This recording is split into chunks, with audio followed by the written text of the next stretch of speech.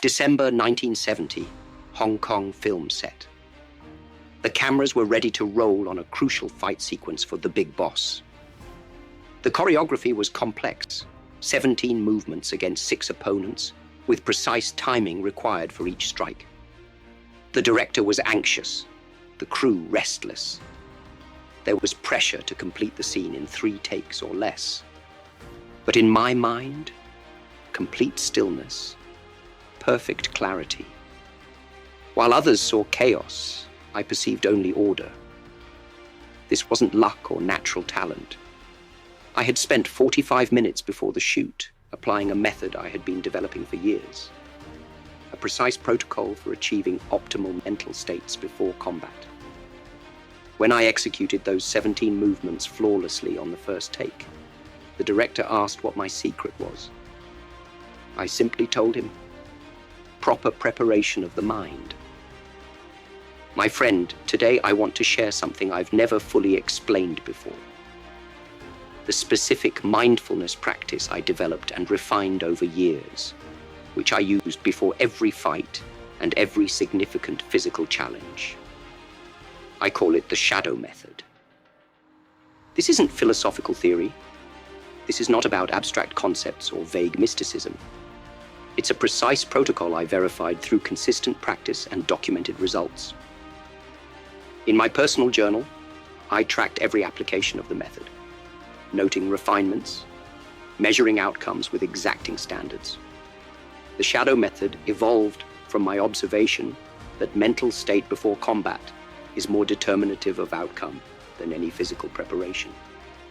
Most fighters spend thousands of hours conditioning their bodies, yet neglect the systematic training of their minds. They enter combat physically prepared, but mentally compromised. This is like sharpening a sword, but allowing the swordsman's vision to be clouded. A clouded mind makes the body's weapons useless. Consider this. When 2 opponents of equal physical skill face each other, what determines victory? It is the mind, always the mind. The fighter who has developed superior mental preparation will prevail as certainly as water flows downhill. What I discovered through years of refinement is that the mind requires as specific and disciplined preparation as the body. Just as physical techniques must be precise to be effective, mental preparation must be equally exact. When I say be like water, I do not speak in riddles. I speak of a specific mental state that can be achieved through precise methods. The shadow method represents this precision applied to the pre-combat mind state. Let me walk you through this practice exactly as I performed it. The complete method has 5 distinct phases, each serving a specific purpose in creating the optimal pre-combat mind state. Together they form a complete system. Remove any component, and the effectiveness diminishes significantly. This knowledge was hard-won through countless hours of refinement. Apply it with the same discipline you would apply to physical training, and you will understand why I say the successful warrior is the average man with laser-like focus. Now understand that the shadow method is not a collection of independent techniques that can be applied in isolation.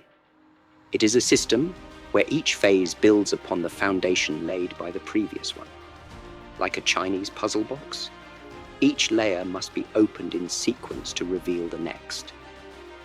The 5 phases, systematic desensitization, breath restructuring, shadow integration, perceptual priming, and tactical centering, form a progression that systematically transforms ordinary consciousness into optimal combat readiness. Each phase addresses a specific barrier that prevents peak performance. Why must they be performed in this precise order? Because the mind, like the body, must be prepared in stages. You would not attempt a complex kick without first establishing proper stance and balance. Similarly, you cannot achieve perceptual clarity without first addressing physical tension and breath control. The sequence matters as much as the techniques themselves. When first learning this method, you may require 20 minutes to complete the full protocol.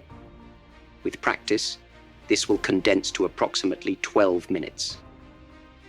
I advise you to practice each phase independently until mastered, then integrate them. Much like learning a form, the shadow method should eventually flow as one continuous movement of the mind. Do not rush this learning process. Precision matters more than speed. As you become proficient, the effects will deepen.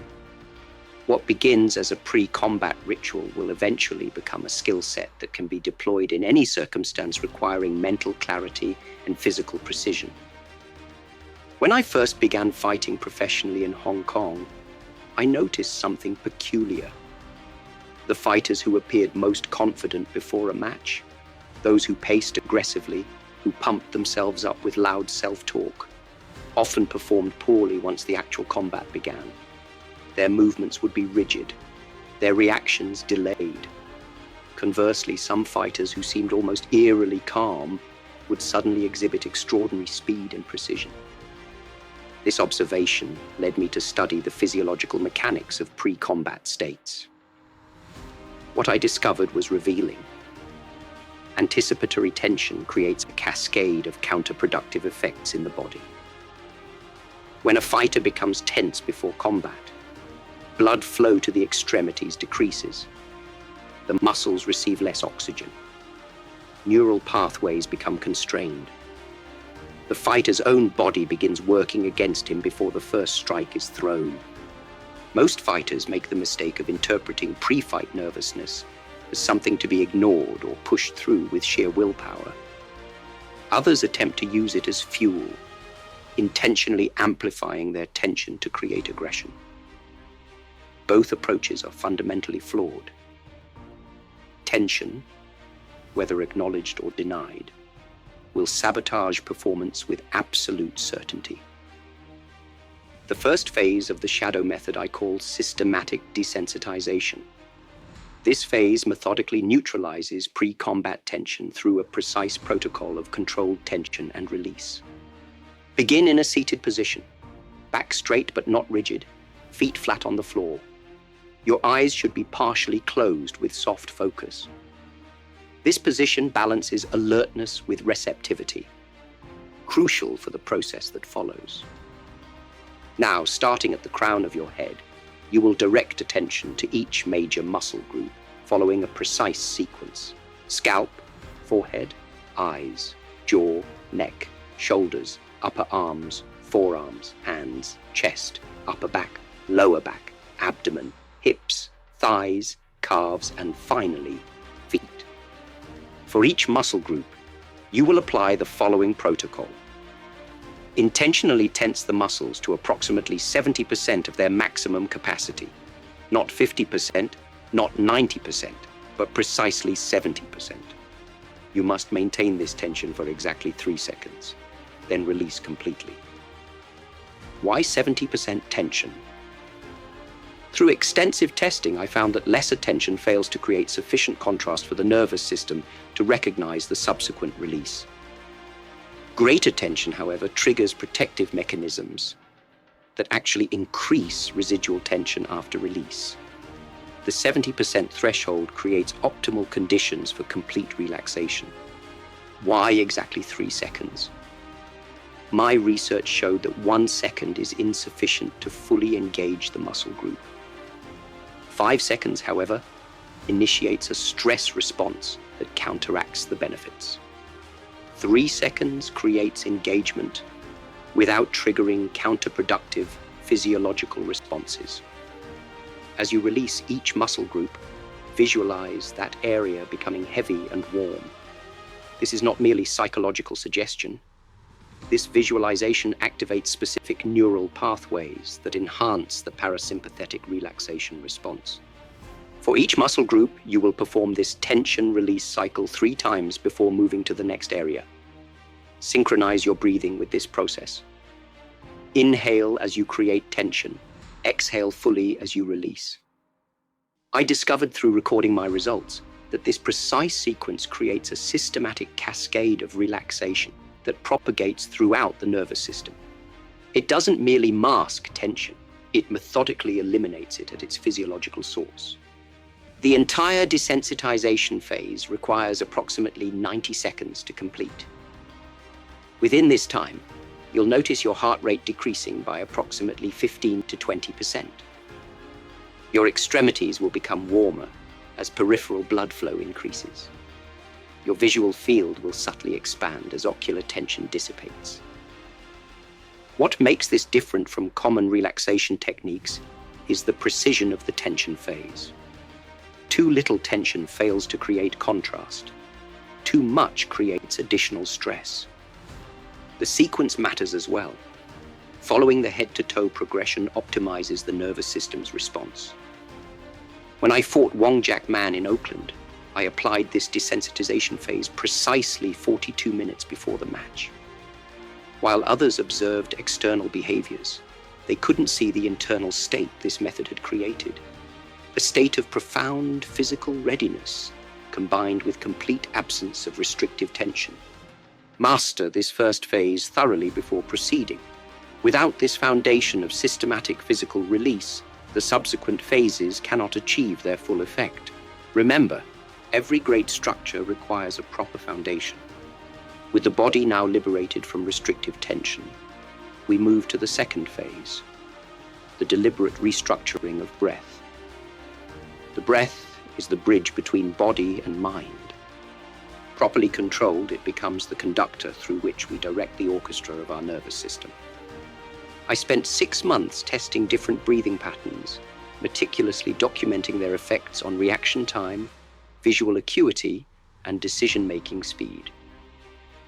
I measured my performance in controlled scenarios after applying various breathing techniques. What emerged from this research was a specific breathing protocol that consistently produced optimal pre-combat states. After completing the desensitization phase, your breath will likely be somewhat shallow and irregular, a common baseline state. We must first clear this pattern before establishing a new one. Begin with 3 clearing breaths. Inhale fully through your nose, expanding first your abdomen, then your chest, until you reach approximately 90% of your lung capacity. Then exhale forcefully through your mouth, as if you are blowing out a candle placed 3 feet away.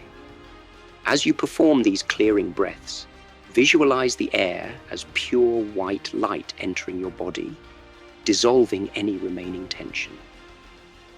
On the exhale, visualize dark smoke leaving your body, carrying with it all physiological residue of anticipatory stress. With the airways now cleared, we establish what I call combat breathing, a specific pattern that balances the sympathetic and parasympathetic nervous systems, creating a state of alert calm.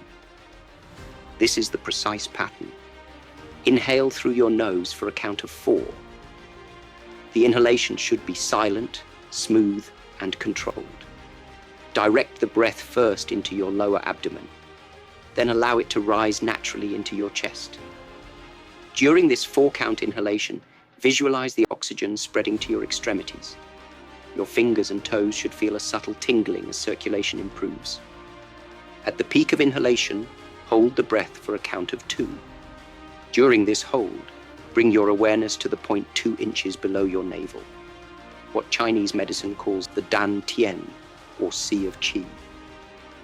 You should feel a subtle gathering of energy at this center point. Then exhale through your nose for a count of 4. The exhalation should be steady and complete, but without forcing. As you exhale, direct your attention outward, expanding your awareness to the space around you. The exhalation is where heightened perception begins to develop. At the bottom of the exhalation, hold for a count of 2. During this hold, maintain that expanded awareness while keeping your body completely still. This momentary pause trains the mind to maintain clarity, even in the absence of movement. This 4-2-4-2 pattern must be repeated for exactly 7 cycles, no more, no fewer. Through testing, I found that fewer cycles were insufficient to establish the pattern, while more cycles often led to excessive relaxation that diminished combat readiness.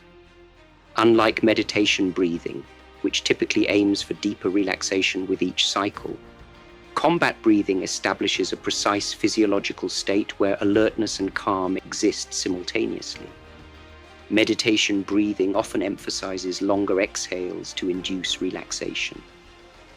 Combat breathing maintains balance between inhale and exhale to maintain readiness. The science behind this pattern is precise. The 4:2-4:2 ratio optimizes oxygen and carbon dioxide levels in the bloodstream. Most people don't realize that excess oxygen can be as problematic as insufficient oxygen. The optimal balance, which this pattern achieves, creates ideal neural conditions. When CO2 levels are too low, neural excitability increases, leading to impulsivity and diminished precision. When CO2 levels are too high, cognitive processing slows. The 4:2-4:2 pattern maintains the perfect balance. You'll know you've completed this phase correctly when a distinctive sensation emerges. Your mind becomes exceptionally clear, as if a veil has been lifted from your perception. Sounds will seem more distinct. Colors may appear slightly more vivid. Your peripheral vision will expand. Most notably, you'll feel simultaneously energized and composed, a state many mistakenly believe cannot coexist. Before my demonstration at the Long Beach International Karate Championship in 1964, I applied this breathing pattern precisely as described. The famous 1-inch punch I performed that day wasn't merely a product of physical training. It was enabled by the optimal neurological state created by this breathing protocol. The power generated from that short distance requires perfect coordination between mind and body, exactly what this phase establishes. Master this breath restructuring fully before proceeding to the next phase. The combat breath becomes the foundation upon which the more advanced mental aspects of the shadow method are built. Before my fight with Wong Jack Man in Oakland, I experienced something that changed my understanding of pre-combat psychology forever. Despite extensive physical preparation, I found myself plagued by concerns. Not just about my opponent's skill, but about the political implications of the match, the expectations of those watching, and my responsibility to represent my art effectively. The more I tried to dismiss these thoughts, the more persistent they became. The night before the fight, I attempted a different approach. Instead of suppressing these concerns, I deliberately brought each one into my full awareness, examining it directly. The result was remarkable. What had seemed overwhelming when avoided became manageable when confronted. This experience became the foundation for the third phase of the shadow method, shadow integration. Most fighters try to suppress fear and doubt through forced positive thinking or distraction.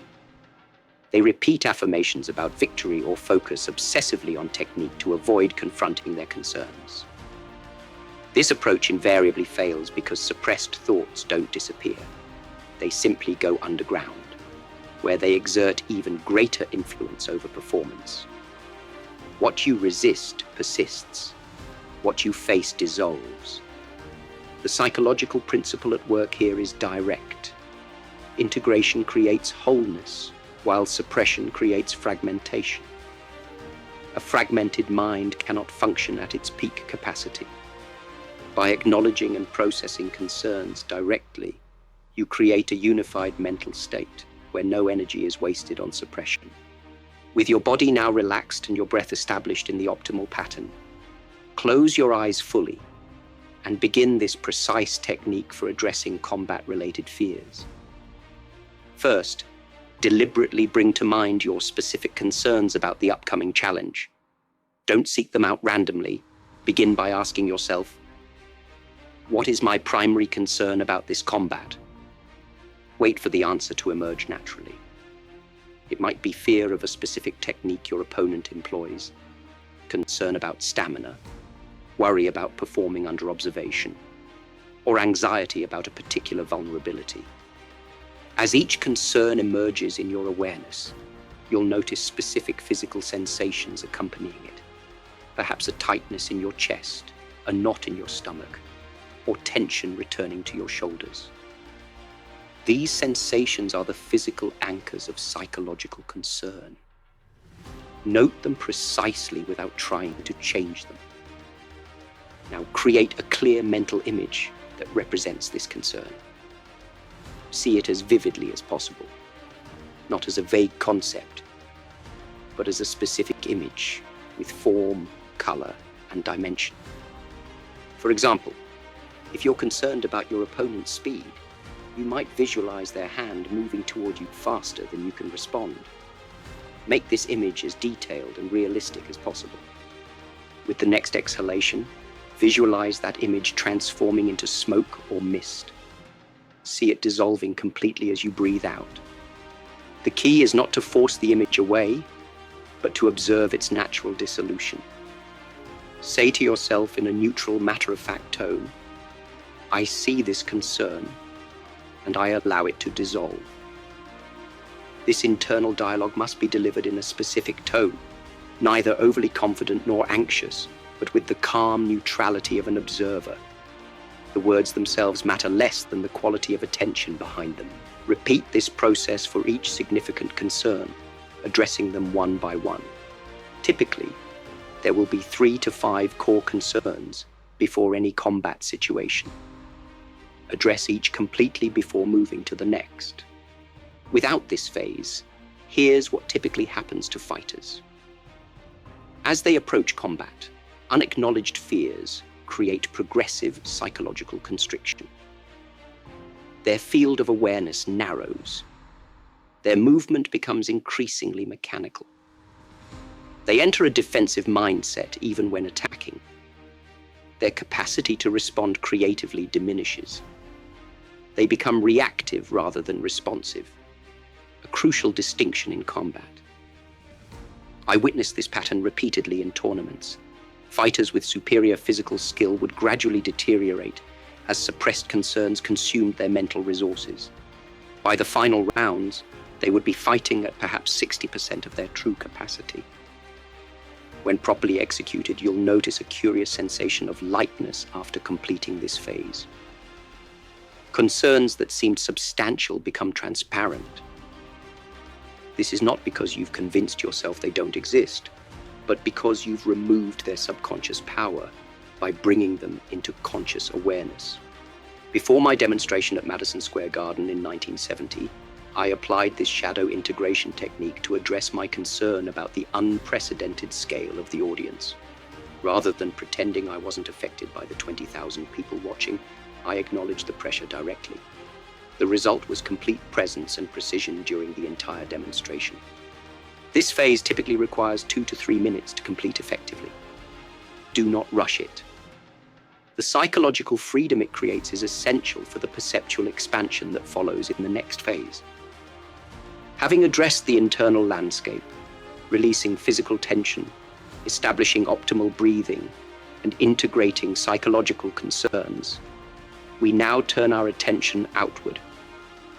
The 4th phase of the shadow method focuses on deliberately expanding and conditioning your perceptual field, preparing it for the demands of combat. I once saw a champion fighter lose because he failed to notice his opponent's subtle weight shift before a decisive counter. This wasn't a failure of skill or conditioning. It was a failure of perception. Under pressure, his awareness had narrowed to such a degree that crucial information at the periphery became invisible to him. This perceptual narrowing is a natural response to stress, but it is also predictable and preventable. What I call tactical awareness is a specific perceptual state where the mind processes the maximum relevant information without becoming overwhelmed. This state has distinct neurological characteristics. The visual cortex maintains heightened activity, while the amygdala, the brain's threat detection center, remains regulated. This balance allows you to perceive threats without becoming fixated on them. The technique begins with opening your eyes and establishing what I call soft focus. rather than staring intently at a single point, which automatically narrows peripheral awareness. Allow your gaze to rest approximately 6 feet in front of you without focusing sharply on any specific object. While maintaining this soft focus, become aware of the full extent of your visual field, not just what's directly in front of you, but everything visible at the edges of your vision. Without moving your eyes, identify the leftmost and rightmost points you can perceive. Most people are surprised to discover how wide their potential visual field actually is. Now deliberately expand your awareness to include sounds as well. Without changing your visual focus, note the sounds in your environment, both near and distant. Don't analyze these sounds, simply acknowledge their presence within your field of awareness. Next, incorporate body awareness while maintaining both visual and auditory perception. Feel the points where your body contacts the floor or chair. Feel the temperature of the air on your skin. Again, you're not analyzing these sensations. You're simply including them in your expanded awareness. This multisensory integration should be practiced in 3 specific cycles. For the first cycle, expand your awareness outward for a count of 5, noting everything you can perceive without naming or analyzing it. Then, for a count of 3, return to normal focus, allowing your awareness to contract naturally. For the second cycle, expand again for 5 counts, but this time extend your perception approximately 20% further than in the first cycle. Maintain this expanded state for a moment, then return to normal focus for 3 counts. For the third cycle, expand your awareness to its maximum extent for 5 counts. You'll know you've reached maximum expansion when the entire visual field is equally clear, with no privileged center point.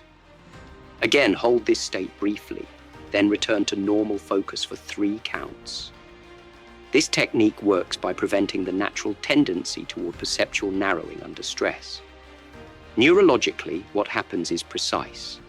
The prefrontal cortex maintains regulatory control over the amygdala, preventing the threat detection system from commandeering the entire perceptual apparatus.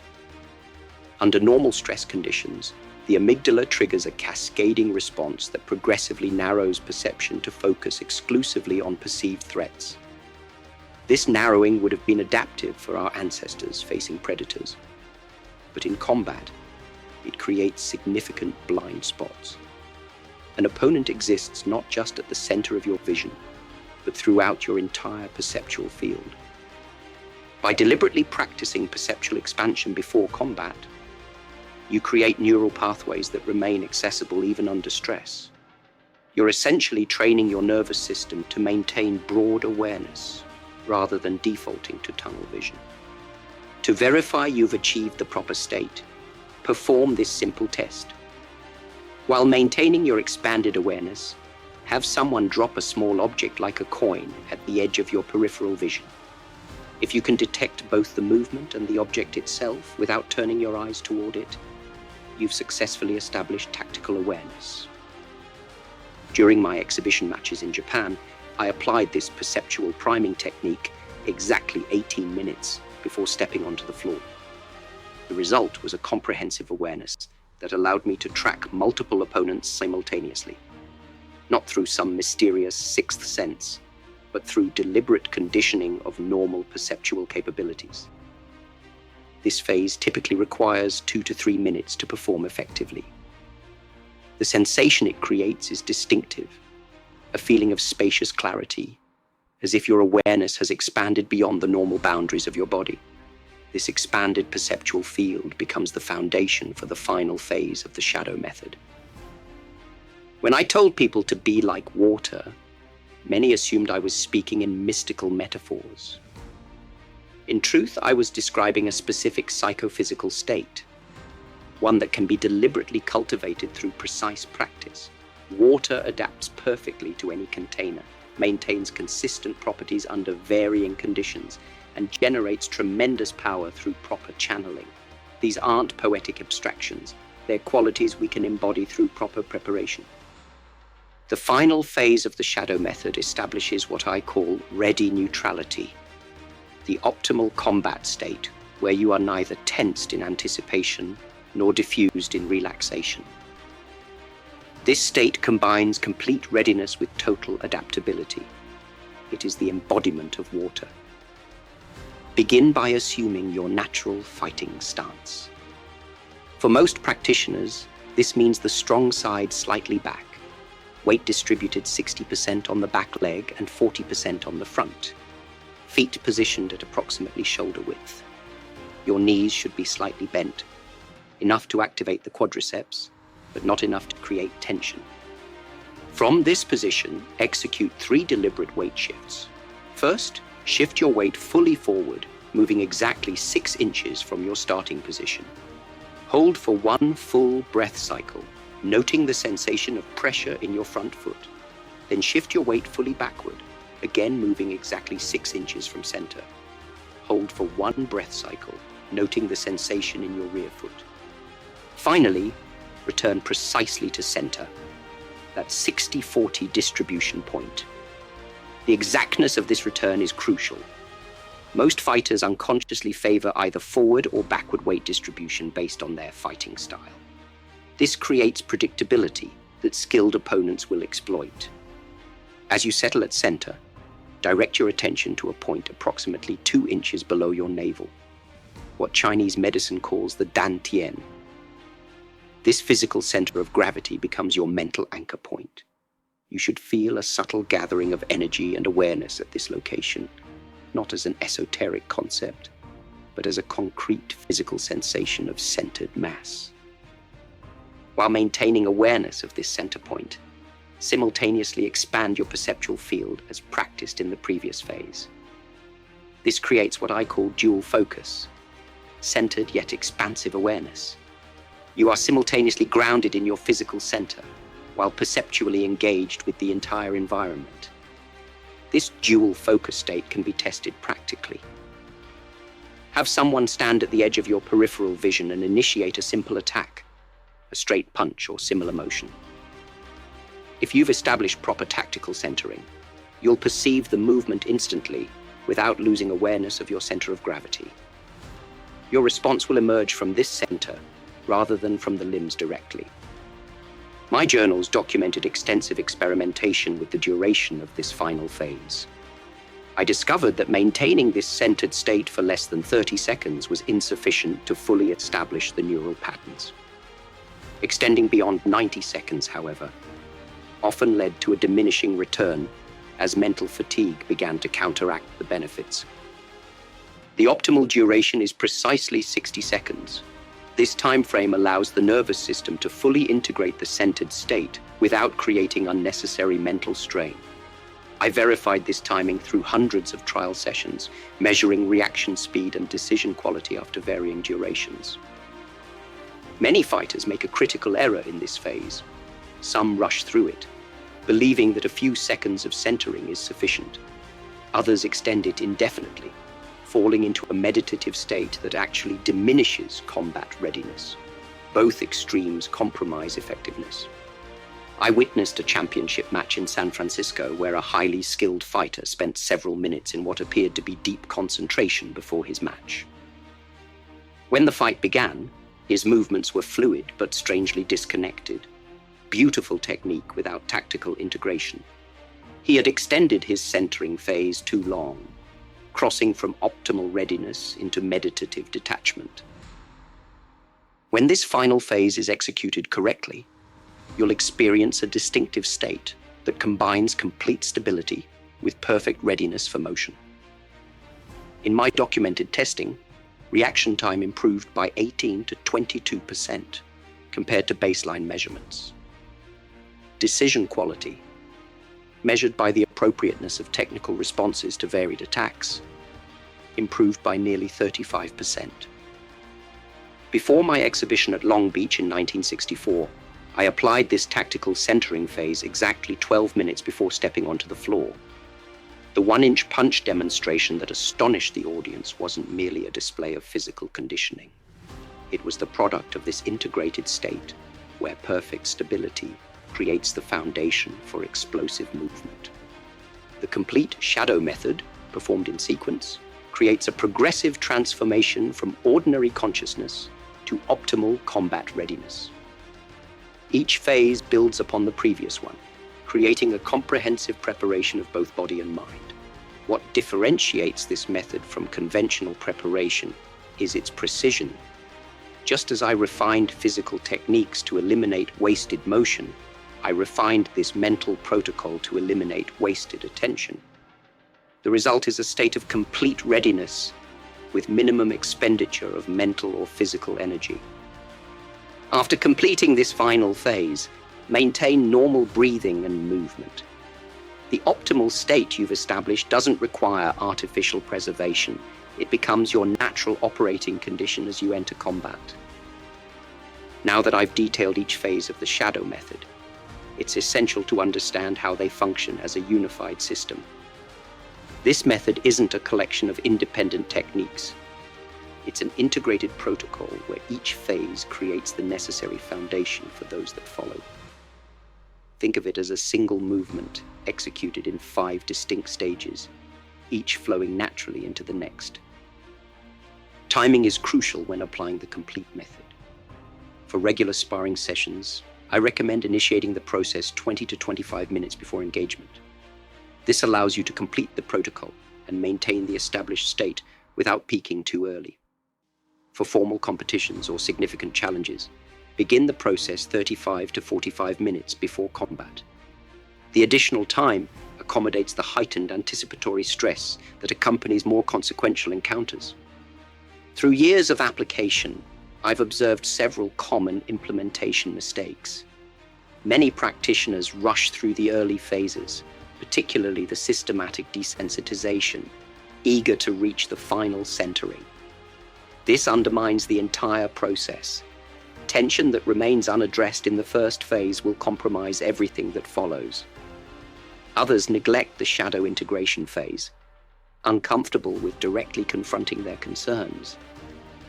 Without this crucial psychological component, the subsequent perceptual expansion remains incomplete.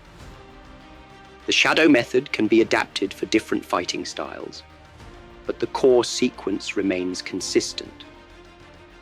Practitioners of grappling arts should place additional emphasis on the centering phase, extending it to 75 seconds to establish the deeper proprioceptive awareness their style demands. Striking specialists may benefit from extending the perceptual priming phase to enhance their detection of subtle movement cues. However, these adaptations should modify timing, not sequence. The 5 phases must always be performed in the specified order. To verify and refine your implementation of this method, maintain a detailed practice journal. After each application, record specific observations, physical sensations throughout the process, any phases that felt incomplete, and most importantly, your performance metrics during the subsequent combat. Look for patterns across multiple sessions, consistent difficulties with specific phases, or consistent performance improvements following successful application. This empirical approach allows you to refine the method to your individual requirements. Let me share an account of perhaps the most significant application of this method in my own experience. Before my private demonstration for June Rhee in Washington, D.C. in 1967, I faced a unique challenge. The demonstration would involve techniques I had never publicly revealed, performed for masters who would scrutinize every nuance of execution. The pressure was extraordinary. I applied the complete shadow method exactly 38 minutes before the demonstration, documenting each phase meticulously. The systematic desensitization revealed unusual tension in my shoulders, tension I hadn't consciously registered. The shadow integration phase uncovered a specific concern, not about the techniques themselves, but about their reception by practitioners committed to traditional approaches.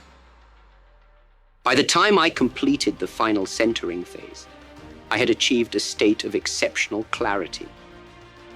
When the demonstration began, I experienced what athletes sometimes call flow state. But this wasn't a matter of chance. It was the direct result of systematic preparation. Techniques that required microsecond timing executed flawlessly. Ree later commented that what impressed him most wasn't the techniques themselves, but the quality of presence behind them. That presence wasn't mystical or accidental. It was the product of precise methodology. What I'm sharing with you isn't philosophy or theory. It's a practical protocol verified through consistent application and documented results. Apply it with the same precision you would apply to physical technique, and you'll discover that the optimal mental state for combat isn't a matter of chance or talent. It's a condition you can create reliably through proper preparation. Throughout my life, I have emphasized that martial arts is not merely about fighting, but about self-knowledge. The shadow method embodies this principle. It is simultaneously a combat preparation technique and a path to deeper self-understanding. When you master your mind's response to challenge, you discover capacities that remain hidden under ordinary circumstances. My philosophy of Jeet Kune advocates absorbing what is useful, rejecting what is useless, and adding what is specifically your own. The shadow method evolved through this exact process. I studied traditional mindfulness practices, tested modern psychological techniques, and systematically refined what worked while discarding what didn't. The result is neither Eastern nor Western. It is simply effective. This method transformed my own approach to combat. In my early career, I relied heavily on physical attributes, speed, strength, and technical precision. These qualities served me well, but they also created limitations. When I began systematically applying the shadow method, I discovered a different dimension of performance, one where psychological preparation amplified physical capacity rather than merely supporting it. The most significant breakthrough came when I realized that my most exceptional performances weren't anomalies or accidents. They were reproducible through precise preparation. What most attribute to talent or chance can often be cultivated through systematic methodology. Many fighters mistakenly believe that mental preparation must be vaguer and less structured than physical training. They drill physical techniques with exacting precision, then approach mental preparation through imprecise visualization or generic meditation. This fundamental imbalance undermines their development. Mental technique requires the same precision as physical technique, perhaps even greater precision, given the mind's tendency toward distraction and habit. The shadow method isn't mystical or supernatural. It doesn't grant powers beyond human capacity. What it does is far more valuable. It removes the internal barriers that prevent your natural capabilities from expressing themselves fully. The difference between average performance and exceptional performance often isn't found in additional skills, but in the removal of internal interference. If you commit to mastering this method with the same dedication you bring to physical training, you'll discover a simple truth. The mind, when properly prepared, becomes the foundation of all exceptional physical expression. A punch thrown from an optimally prepared mind will always exceed the power and precision of the same punch thrown from a mind in disarray, regardless of the physical attributes behind it. Remember that this method requires consistent practice and verification. Don't take my word for its effectiveness. Test it systematically through your own experience. Document the results. Refine the application. Make it your own. The mind must become like clear water, capable of reflecting without distortion, flowing without obstruction, and generating immense power when properly channeled. This isn't poetry. It's a precise description of the state this method creates. Through disciplined practice, what begins as a technique eventually becomes your natural state, not just in combat, but in all significant challenges. The ultimate purpose of all martial arts training is freedom. Freedom from limitation, from fear, from confusion. The shadow method offers a path to this freedom that is direct, verifiable, and accessible to anyone willing to practice with precision. What I have shared today is not my secret. It is simply my discovery. Now it becomes yours to verify through disciplined practice.